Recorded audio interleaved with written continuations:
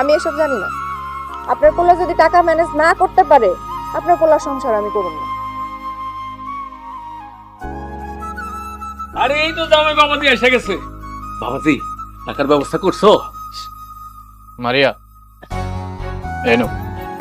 এই যে দেখছো কত বুদ্ধিমান আমার জামাই, ক্যাশ টাকায় নাই না, চেকের মাধ্যমে পরিশোধ করতেছে। আমিও জানতাম তুমি যেমনেই হোক টাকার ম্যানেজ ঠিকই করবা, কারণ আমাদের সংসারটা তুমি ভাঙবা না। আমরা একজন আরেকজনের অনেক ভালোবাসি।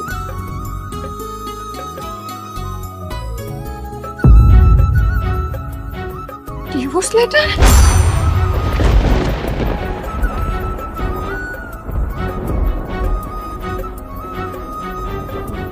ডিভোর্স দিছো?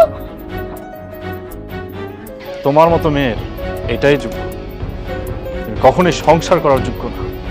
জামাই বাবাজি তুমি এই কি সর্বনাশ করছো আমার মাইয়া? বাবা, তুই এটা কি করলি?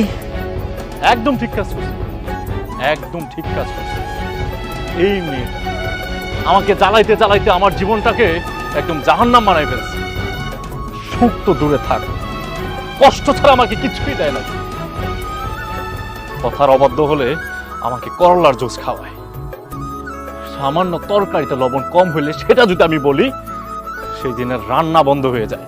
ওর ভাই কানে কম শুনে, আমি যদি ওইটা জোর গলায় বুঝাইতে যাই, সেটার শাস্তি স্বরূপ আমার কানে জোরে কথা বলায় আমাকে বুঝায়। আমার মা, তোমাকে দিয়ে সে কাজ করায়, সে তো হাওয়া লাগায় ঘুরায়। কেন মা? আমার মাকে ছোট করে আর সেই মেয়েকে নিয়ে আমি সংসার করব? আমি বাইচা থেকে জীবনও। আমি আর তোমারে কোনোদিনও জানবো না। মা, তুমি আমাকে ক্ষমা করে দিও।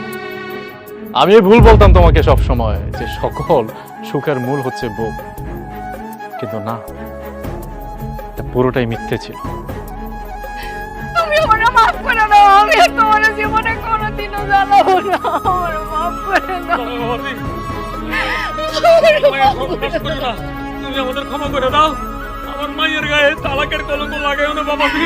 একদম চুপ, একদম চুপ। আপনার মেয়েকে নিয়ে এই মুহূর্তে আমার বাড়ি থেকে বের হয়ে যায়। এই আপনাদের চেহারা দেখতে আমার ঘৃণা লাগছে। আপনার ছেলেরা বুঝান। আমি না আপনার মেয়ের মতো।